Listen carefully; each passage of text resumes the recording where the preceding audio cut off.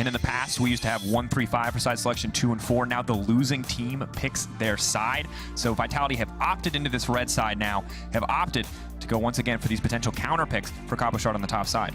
And now banning away the Vayne, making sure Reckless, who got so many kills in the early and the mid game, cannot be on that champion. I think a Karthus could very well follow. Instead, it is the Rakan, so you expect now the Karthus still being the primary first pick because Broxah looked so dominant on it.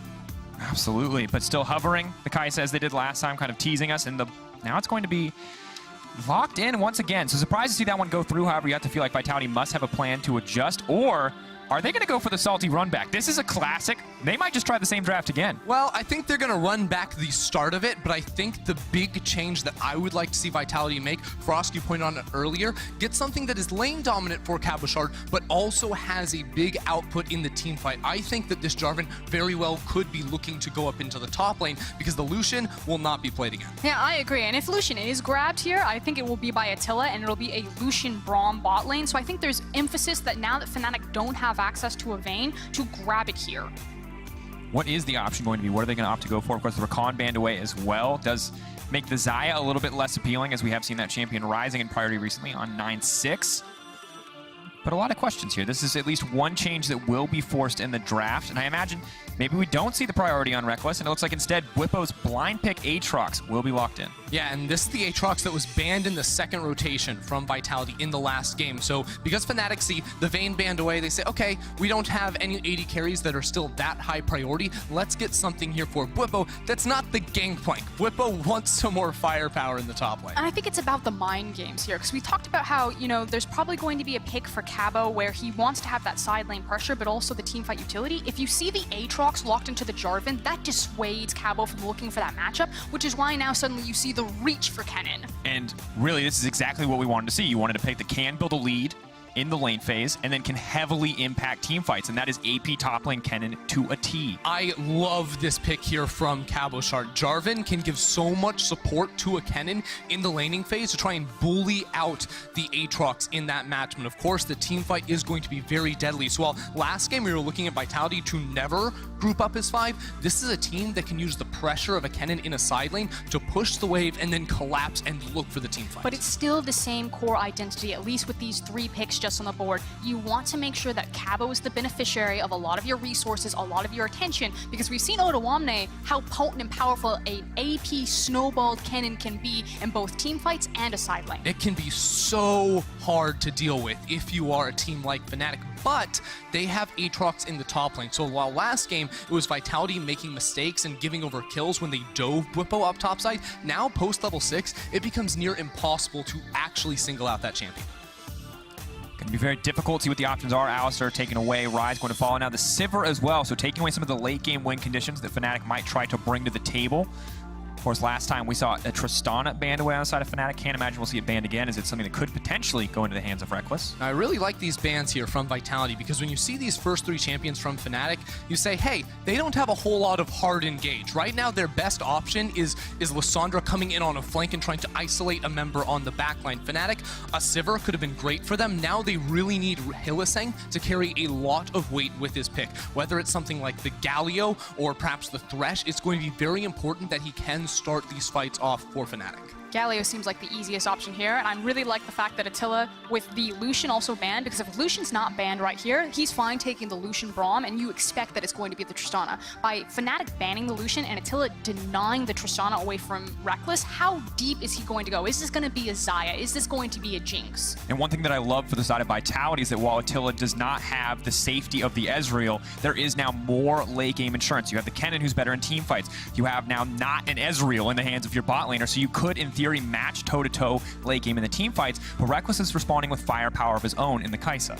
Kai'Sa, maybe a Thresh alongside it as well. I do think it's very important to point out that when Fnatic are bringing one primary engaged champion, because Thresh isn't going to do it, it's just the Lissandra, having the Tristana is so powerful. Having that one button that can knock the Lissandra out of the fight, can buy space for your backline, is going to give Vitality a fighting chance here. And frankly, unless Reckless really performs on this Kai'Sa pick, I feel like this was a big miss to not grab something like a Xayah. You are against a Jarvan. Xayah has so much protection if you see that they're all going to go in and try to dive on back to you. So Reckless needs to be picture perfect on this Kai'Sa. And here's the Zoe from Dazuke. I asked for it in Game 1's draft. This is one of his favorite champions in the mid lane, and it's so good at looking for engagements, whether it's on a single target or just a bubble from long range going through a really fat wall. Vitality, they heard the criticism. They said, we can't play the super split push style. We are going to group up. We're going to have so many more tools to find fights, and this is going to put them in a much better position. And it does feel like it keeps some of that core identity of having that stronger top side, saving that counter pick for Cabochard. But on the opposite side, a lot of changes coming in on the side of Fnatic. A safe blind pick for Bwipo once again. This time something a little more powerful than a Gangplank, but once again, my eyes just go back to Reckless on this Kai'Sa, and I have to think how much pressure is on him to perform in what is going to be a very difficult match. Going to be so huge for him here. Reckless did so much work in the last game on the Vayne. Now with things changing on the other side, with so much dive coming his way, he will have to step up on the side of Fnatic, and it hasn't been hard for him in the second half of the split or in Game 1. This man has been on a roll, and now Fnatic, with a 9-game winning streak, do not want to stop. One of the cool things about Kai'Sa, though, is, again, if we talk about how Fnatic's compositions kind of have these blueprints of being able to play out into a side lane. So the idea is, if Vitality do get their style, if they do play solo side laners, things like a Vayne can also duel out into a side lane. Things like a Kai'Sa can also swing out with a W. And I'm going to have to cut you out there, Frostgarden, because we do have Lore standing by with Vitality's coach, and we'll see what he has to say about the series so far. Thank you very much, guys, and thank you, Yamato, for joining me. Everything didn't go as planned during Game 1. Even though pressuring top side was a good idea, so talk me through the changes you made, especially the cannon pick on top lane. I think I was very happy with the draft. I think we had a good draft. We just misplayed in a couple of scenarios, and I think it's all about just adjusting how we play in-game. I think the draft is on our side, and we will continue to improve throughout the series. All right, and I saw you talking to Mowgli in the end. What did you say to him? That's a secret. That's a secret. Well, without waiting, let's dive into Game 2. So up to you guys. That's a throwback. What's the secret, Yamato? What's it going to be? For now, the secret is Cabo running forward, proccing that Klepto. No bag of gold, sadly, would have been a nice way to start this game. But once again, level 1, an explosive part of the game for both these teams. And while it's usually Fnatic making the level 1 moves, my eyes were on Vitality.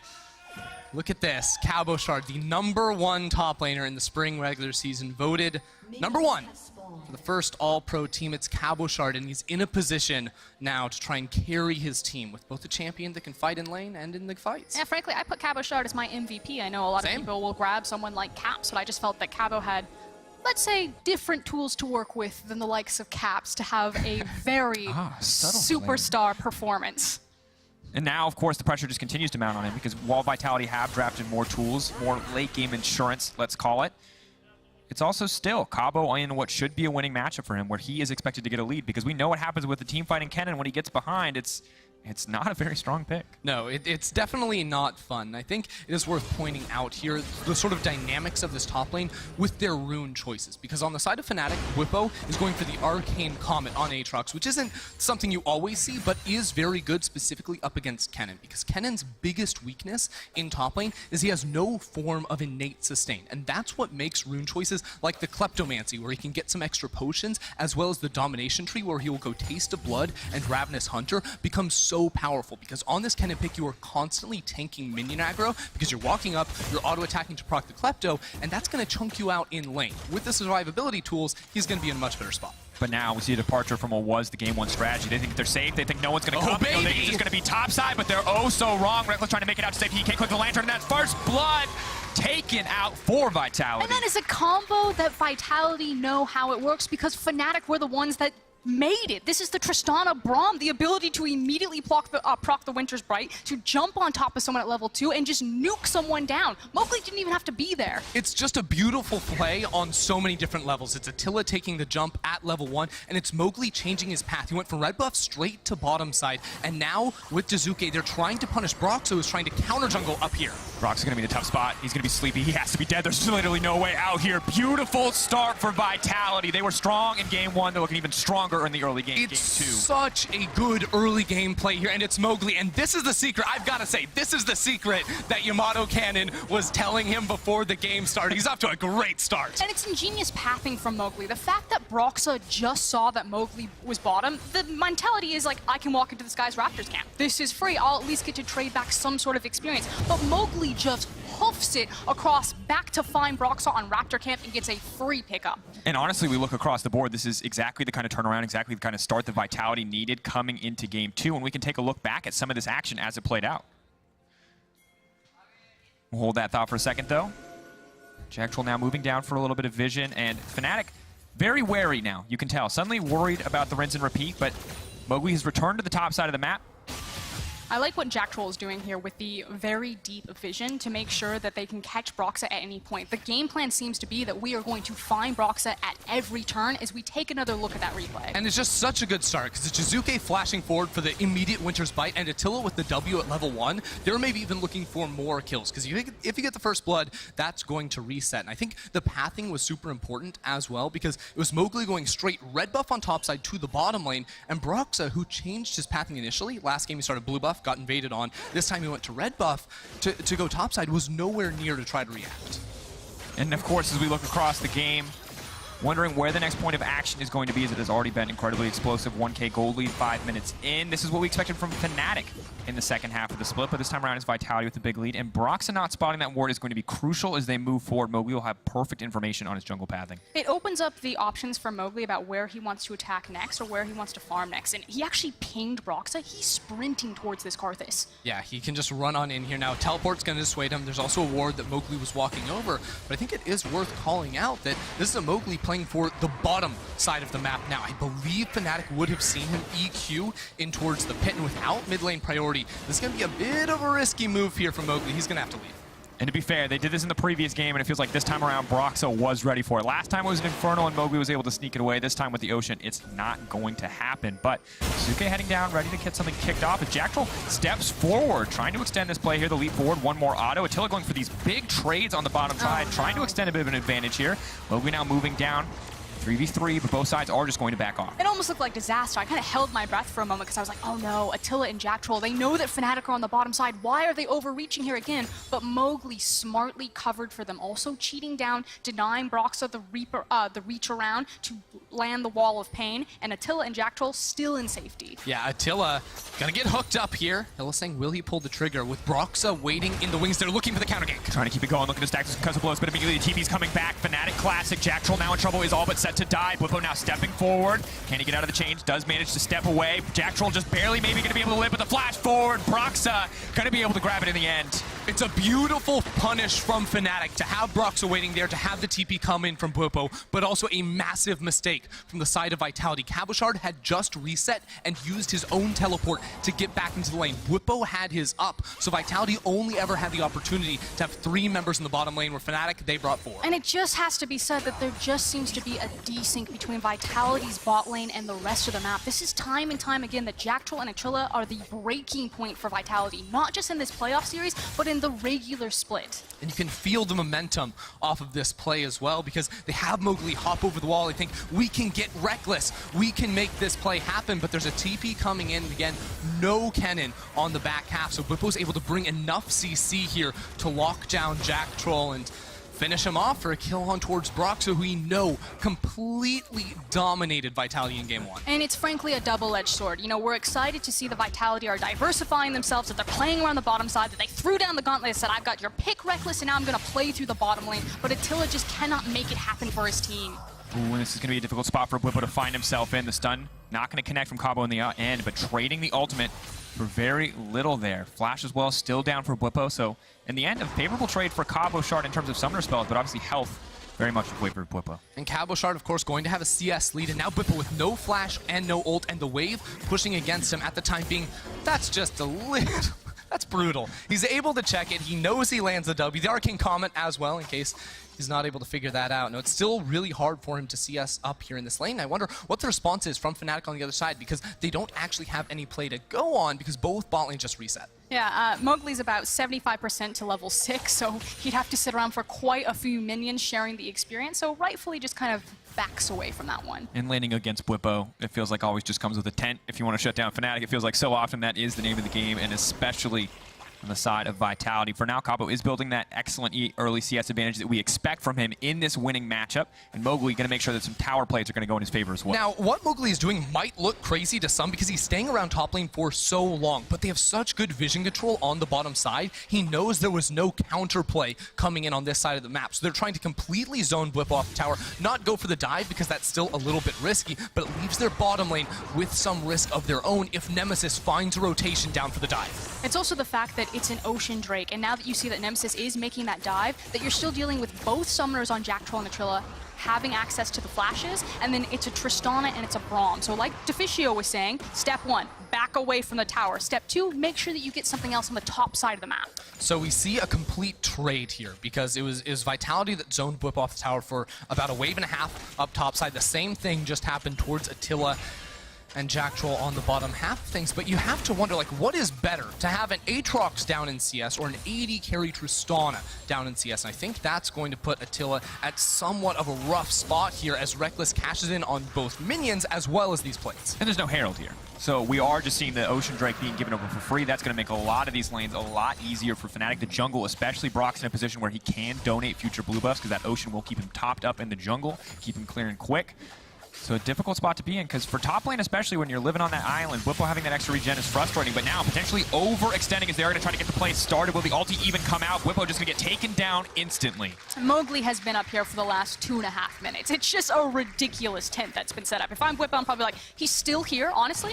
Yeah, I mean, it's a huge investment of time on the side of Mowgli, and Whippo, ultimately, he does have to farm. He's going to be knocked down quite a bit, but this is what the turnaround now for Vitality, because they were sort of losing. When it was going even with the denial of the Aatrox, the Tristana, I think Fnatic had the edge. Now that Mowgli got the kill up top lane and is looking for this Herald as well, that's going to give Vitality the tools now to try and knock down some more towers. And honestly, perfectly timed then in the end to get this play in their favor, but Fnatic looking to respond with something of their own on the bottom side. A few more tower plates, a bit more gold into the pocket of Reckless and Hylissang, and getting this Kai'Sa rolling. Of course, you know, 2 items, a very strong spike for Kai'Sa still if she wants to go for the full evolution route. And notice now how Fnatic are actually moving around the map, because it's no longer Broxah and Nemesis coming towards bottom lane, because I don't think they are fully confident in pulling off a dive themselves. Instead, it is Broxah just hard clearing his jungle, trying to get as much golden experience as he possibly can, while Nemesis, when he pushes out the wave and has nothing he can pick up,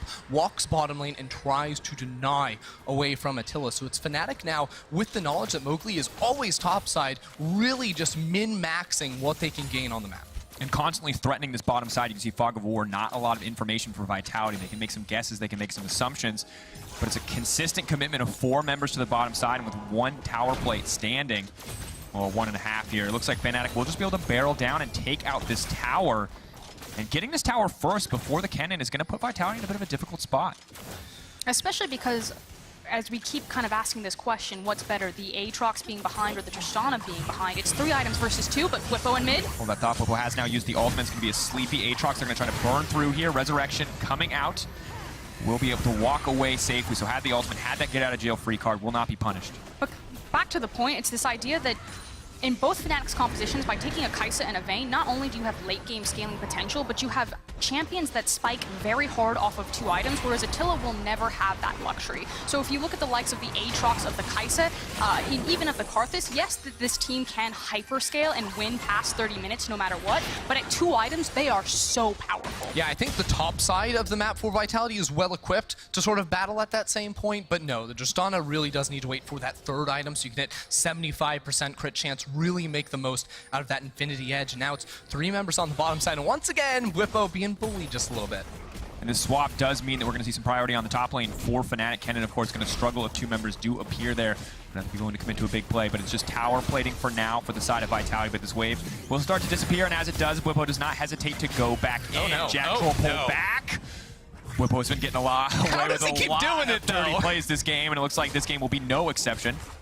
For real, man. Whippo is literally one thief who does not have the World Ender, by the way, is walking up, clearing the waves, and Vitality like, I guess we just let him do it and lose our own tower at the same time. This guy is, I don't want to say lucky, but just teams lose their minds when they approach Whippo. Your absolute overwhelming desire to dive this man blinds you. Now there's a TP. Oh, really? Guys, leave Whippo alone. And it looks like Vitality, realizing that their only play here is to fully commit to the bottom side. You can see Reckless on the top side. Fnatic are going to have the tempo advantage, no doubt. But it's a desperate TP to try to get something back on the side of Vitality. But this is going to be their first tower of the game, as they haven't been able to get anything else. And Fnatic, this is their second. On the other side of the map, Jizuke has completely run himself out of mana, and there are 3 members of Fnatic in the mid lane. Oh, wait, what? That tower's still there. They've lost control of the bottom lane. They've lost control of the top lane. Eventually, Frost. Don't you worry. But it takes so long. Okay. This is actually disaster, because the thing is like you were saying, Jizuke was out of mana because he was just trying to hold the fort on the mid lane tower. That now is taken down to about half health. Nemesis is probably going to clear this wave and reset himself, but Fnatic now can just 5-man mid lane and shove this down. Exactly. You hear me and Frost sort of losing our minds about not being able to take that tower fastly in the bottom lane. It delays so many backs. Exactly. It's about the timing plays here, because Fnatic are able to sort of get back onto the map a little bit quicker. Jizuke still hasn't reset as well, and the only tower Fnatic have yet to take is this mid lane tower, which is already at 50% HP. So now Jizuke has the blue buff, can hopefully try to clear away these waves, but those are the things that have to be running through the minds of Fnatic, because this is a team that is so good at using advantages, finding windows, and that's what the timing gives them. And you can see on the bottom there that the plates taken is actually very similar. The difference is that all of the plates are very focused for Fnatic. That's 2 towers down, only to the 1 on the side of Vitality, so they're going to get a lot more map control there. And now it just feels like we're once again in a situation where, yes, Cabo feels pretty comfortable on a side lane. Yes, Jizuke seems okay, but that bot lane is just going to struggle as we move further into the game. Now here's the thing though, is we've been fairly critical, I think, of Vitality so far in this early game, but it's a different story when it comes to the team play than Game 1, because Game 1, Fnatic had the scaling, they had the team fight, Vitality had nothing. Oh boy. Hold on. He's gonna get out scot-free, but the difference is now Vitality are the ones with the... What? Jizuke! What? Did you forget about the... They always forget about the Karthus. Ladies and gentlemen, you have 200, 300 less health than you think you do, and that means that Brox is just going to grab a kill. And these are these uncharacteristic mistakes that you can just not make against one of our top teams like Fnatic. You know, if Jizuke survives there and he's able to wave clear, you're delaying a little bit more. I'm like, you know, the issue with Fnatic's comp is they don't have the hard engage if Nemesis isn't also helping them push that mid lane. Zoe able to absorb 3 people's pressure and stall it out for Vitality, but he's caught. He's chipped away. He makes a mistake. I think it's the pressure of the moment here for Vitality, because we've seen it from their bottom lane, their mid lane, mistakes that they just should not be making. This is a playoff caliber team. This team should come into this match and be able to contest, but all of a sudden, it's these moves that you don't expect to see out of this squad, and it has to be the moment where they know they're 1 game down. They just made a couple of misplays. It felt like Fnatic had more control over the map, when in reality, this is the game now where Vitality can play the waiting game a little bit. Tristana is one of the best AD carries in the late game. The range she has is so powerful. They have teamfight tools. Just don't go in 1v5. Have to be careful about the risk that they are going to take.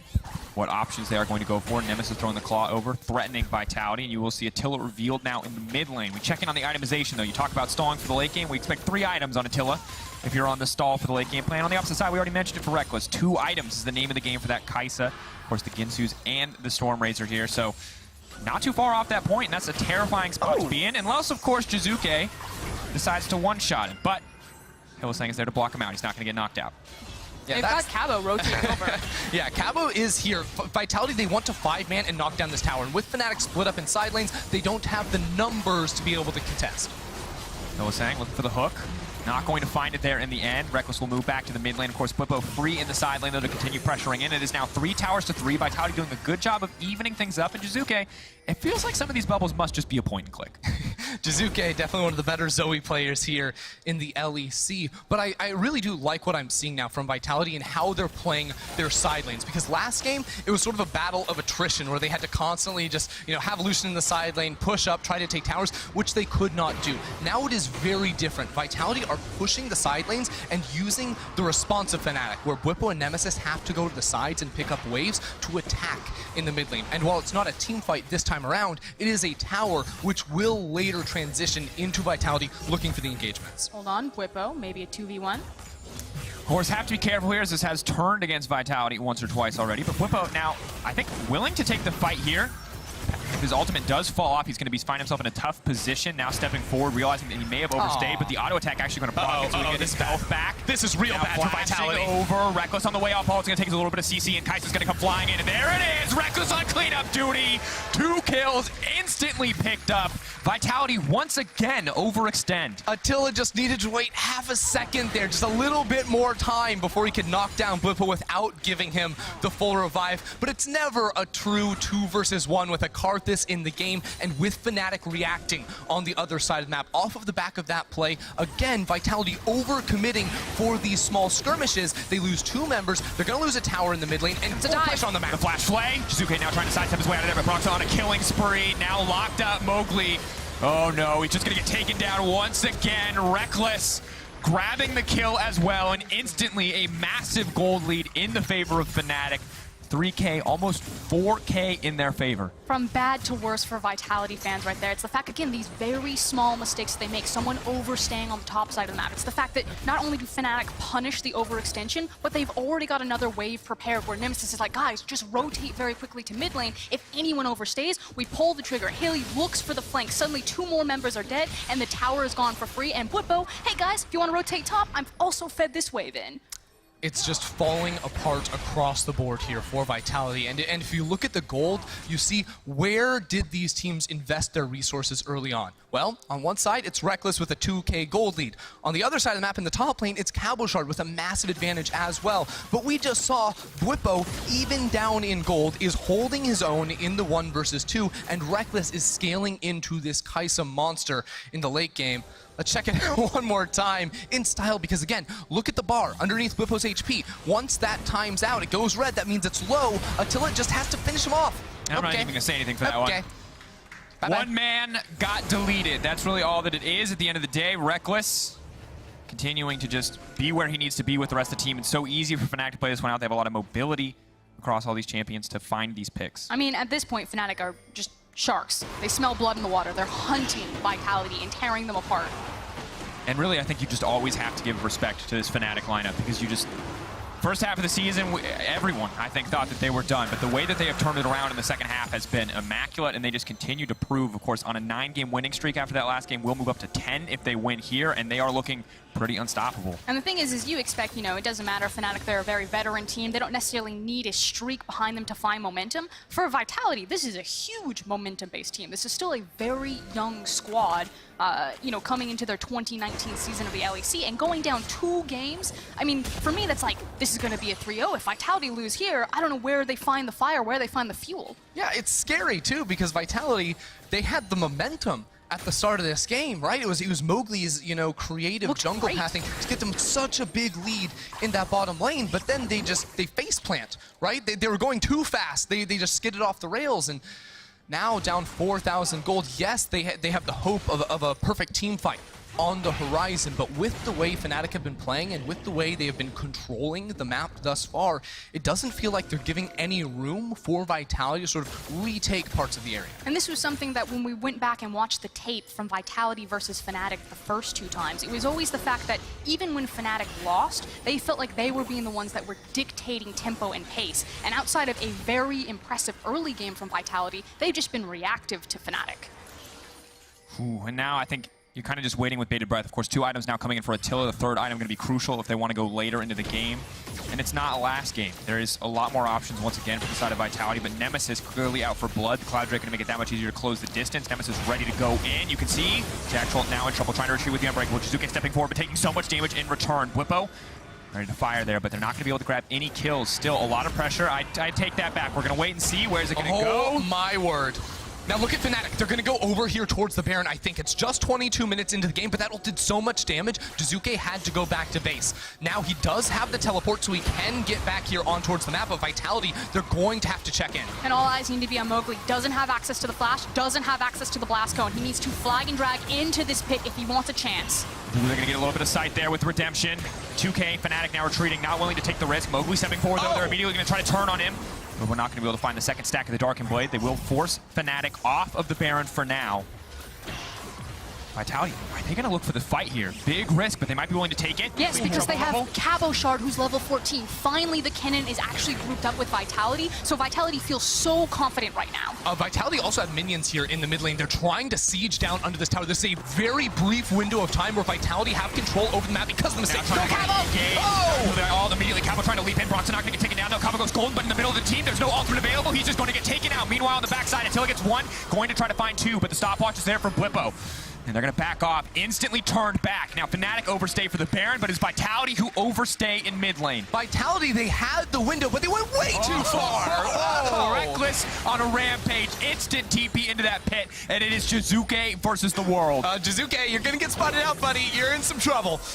Sidestep there, Sleepy Trouble, Bubble Hill is saying the hook not going to connect. Blippo now chasing him down. World Ender going to make him so incredibly fast.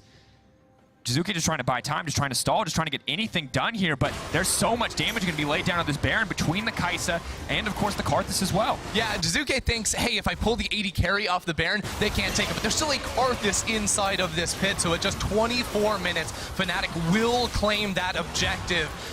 They're looking to go up 2-0. They're looking to carry all the momentum into Game 3. And things looked so good for Vitality for a split second. It looked like hope had been reignited for this team. You know, Cabo finally grouped up with him, had the level advantage. He's been sitting off in these side lanes, just kind of doing his own thing. He's gonna get the massive Kennen ultimate. But read like a book. Fnatic just absorb the pressure, they back up, and eventually just turn it around as soon as Vitality overbite. And look, it looks like a pretty good slicing Maelstrom. You know, he caught a lot of people inside of it, but he's between two towers, and the rest of his team could not follow up with any damage. The team fight ended up being relatively easy for Fnatic, and now with Reckless sitting on 3 of his core items, the static shift as well, we see one more time. The initial engage from Jacktroll did not hit, and then Cabo Shard goes way too deep. CC'd under tower. The front line of Vitality has no HP to stand up. And really, it was just a trade of engages there. The Lissandra went forward and stopped Vitality from pushing any further. The Kennen went forward on the opposite side. The difference is, Fnatic are way in the lead. So after the Lissandra's dead, they've still got a ton left in the tank. Not only that, but Fnatic's composition are also strong right now. There's still so much wind-up time for Vitality. So again, it goes back to this point. It just feels that Fnatic have Vitality's number. They know exactly how they want to play this series, and they're just 40 chess every single time. Ooh, Nemesis could use the Proto Belt to dodge the knockup, but still, the ultimate is there. He's now running for his life, and he will make it out. Flash is forced in the end, however. It's about the best thing they could get in this situation, but you got 5 people towards the bottom side of the map. Reckless just needs a few seconds with this tower to knock it down to Vitality. They need to find an engagement, it feels like, around one of these towers, because if they don't, Fnatic have the tools, just split up the map, knock down these towers, and win without a fight. And we're here once again. We were here last game where we said the miracle fight for Vitality is what's going to take for them to find a way back in the game. And we've said it before, and I'll say it one more time. They have the tools to do it. But it is still, feels like a nigh impossible task. It's a 10K gold lead this time around. An even bigger lead for Fnatic here in Game 2. And this Kai'Sa is terrifying. Broxa is once again at that murder Karthus point where his ulti is going to take half of someone's health away. And if you talk about items, this is the second game in a row that Nemesis on Lissandra has gone for the Mejai's Stole Stealer as well. So you can just feel how confident Fnatic are in this game. Again, it's a 3-1-1 push at the moment because this top inhibitor is exposed. They're so close to knocking it down. You see Vitality have to send so many members to defend. It also means that it denies that Kennen ultimate on multiple members again. By splitting up the map, by funneling everything into Vitality, they need to pick. You know, are we going to go for a pick, or are we going to try to flank the other 4 members? And they're picking neither. They're actually just watching themselves lose the game. All 3 inhibitors are now set to fall. Baron buff still up for 45 seconds. I don't think Fnatic are going to go for the win here. Jizuke desperately trying to get something back, clear out a few of these minions.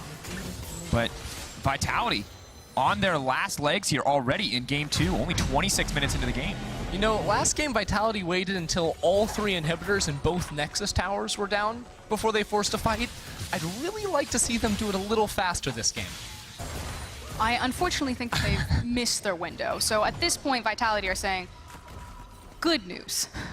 We've got 3 farm lanes that will funnel into us, which means Tristana now has access to safe farm and hopefully can get to 3 items. Bad news, we're missing 3 of our inhibitors, and we have no control over the map. We can't go anywhere safely. See, now if I'm Vitality, I'm like, good news, there's still Game 3.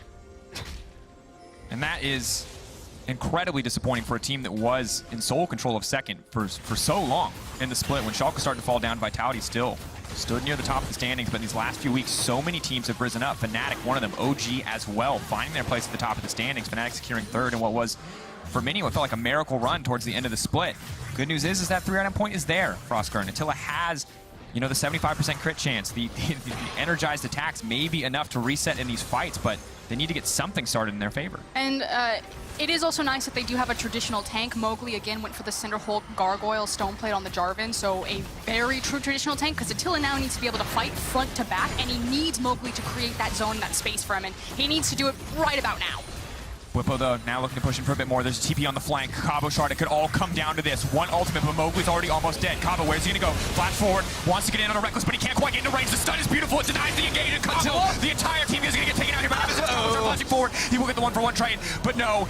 In comes the ultimate from Karthus. Fnatic now trying to clean house. There's nothing left for Daisuke. He goes golden, but it's just a matter of time. The Skittle not gonna be able to pop as the flash does come out, but Fnatic setting their sights on the base. Vitality finding themselves caught against a wall. Fnatic absolutely dominating across both of these games. They are one win away from taking the series.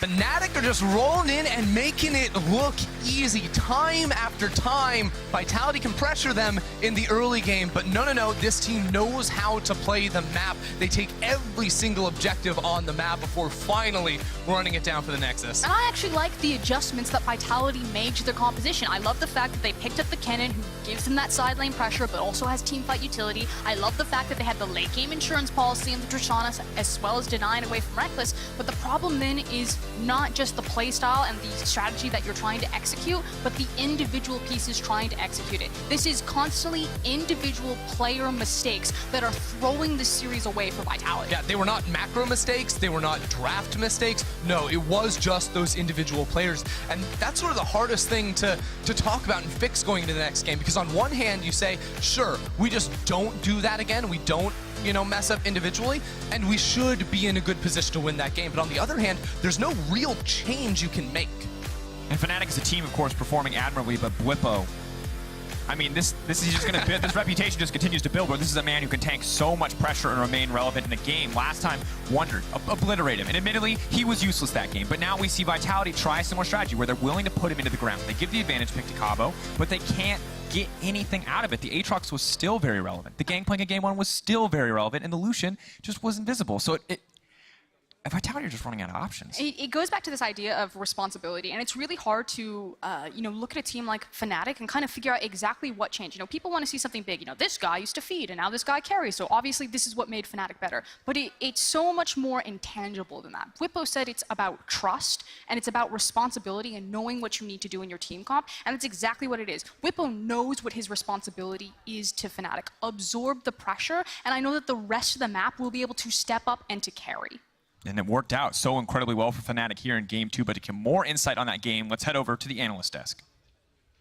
Thank you very much, and I think Frosk summarized it there perfectly, and we will also be diving deeper into exactly how much Bwipo absorbed. I do also want to take a look at the team comps, because after game 1 we said, as Vitality, you want to take a lot of these factors and rinse and repeat, but make less mistakes. What do you think of the adjustments they made, Fedius? Well, I think that the adjustments, I don't think there were that many Cameras changes. over here, yeah, but I was looking at the draft. Oh, okay, sorry.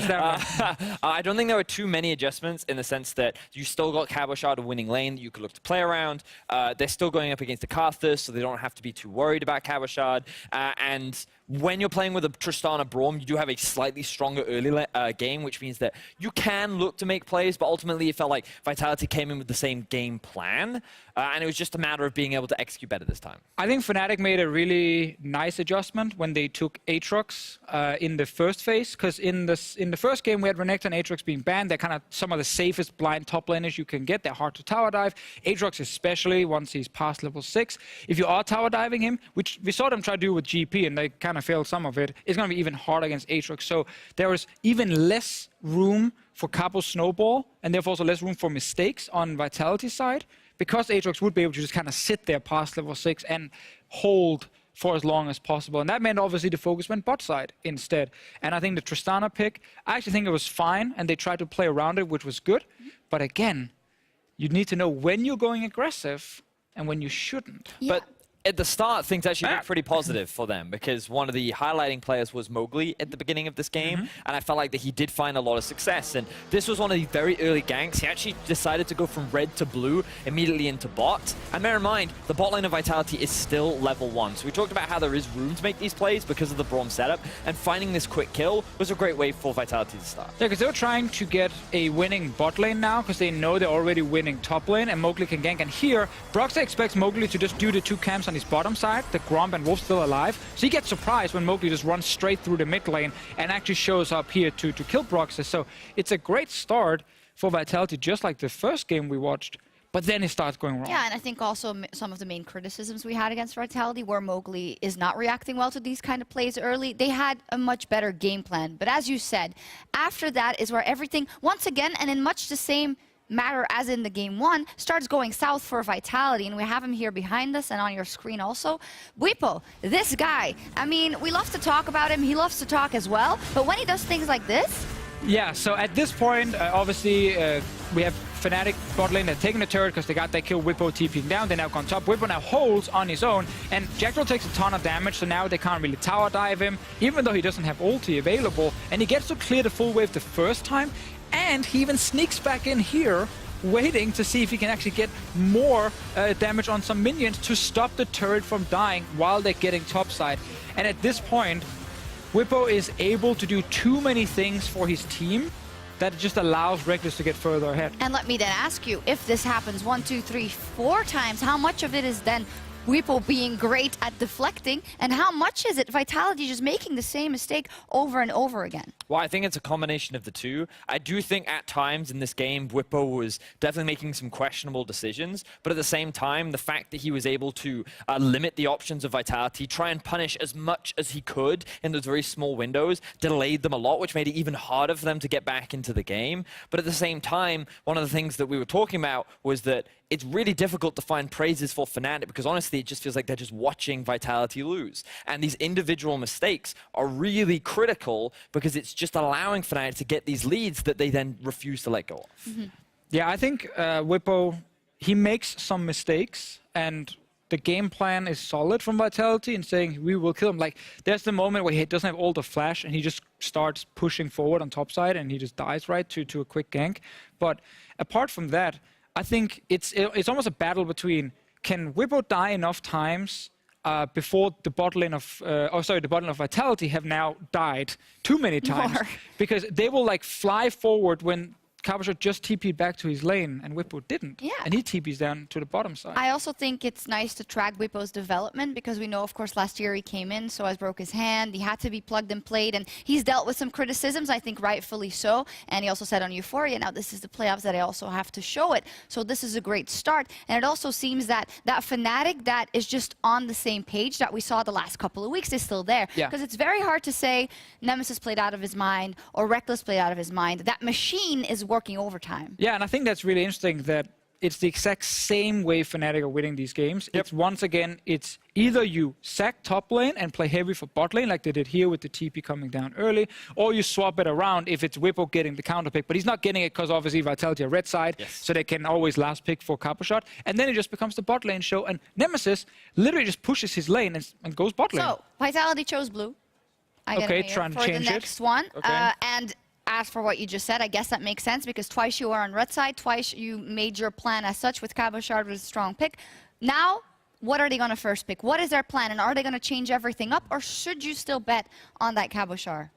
Well, I mean, this time Hard they could be the ones to look to prioritize the Karthus. Maybe Yeah. they're the ones that go for the scaling. But it's like, right now, I don't know if changes in the draft will be enough to change things for Vitality, because I just need to see them just play to their win conditions. And twice now, we've said the bot lane just needs to let topside win. And topside has been getting advantages to allow Vitality to get to a state where they can actually fight Fnatic. But the bot lane keeps making these mistakes, they get punished for it, and then we never actually get to see an even match between the two teams. And that's where we now establish that the original Vitality win condition, it simply doesn't work against Fnatic. Because Fnatic, they will make less mistakes, especially around the bottom side. And that means you can't do this, Cabo will win his lane, bot lane plays safe. It simply doesn't work 2 games in a row due to taking fights you don't have to. So I think with swapping here. Obviously, they want to try and get a mega power pick with first pick. And I think there's a chance they just go scaling and team fight. And say, listen, this early game snowball, we're not smart enough to play this style right now. We need to just try and go for something completely different, which in this case would be team fighting. What if they just attack the bot lane then? What if they just go for like a Lucian Braum lane or a Lucian Thresh lane and they just hard commit to trying a snowball? And if this bot lane is so determined to fight, then you put your faith in Cabo to be the surviving lane, and then you try and snowball bot. We just have to remember now, Fnatic Red side, they have all the options to counterpick wherever they want. They could counterpick support. Will get something comfortable no matter what. Wipo could get a counterpick on his side, and then maybe Caboshot is losing, and then it's all about the bot lane. And again, it's not really worked for them so far. So it's very, very difficult. They probably have to realize that it's something completely different and surprising they have to do. Otherwise, Fnatic have shown they're just a better team. Yeah, from the side of Vitality, after, you know, last year and everything Yamato said about it's time for the titles, this would be the biggest disappointment, I think, ever for those guys. So they have to put their brains in there and think of a plan. Think of a plan to maybe beat Fnatic and maybe run the gauntlet and the reverse sweep. But on the other side is Fnatic from 9th place after 3 weeks to match point against Vitality in the playoffs. Is there anything stopping Fnatic here in the spring split? Time will tell. Origin. But we're gearing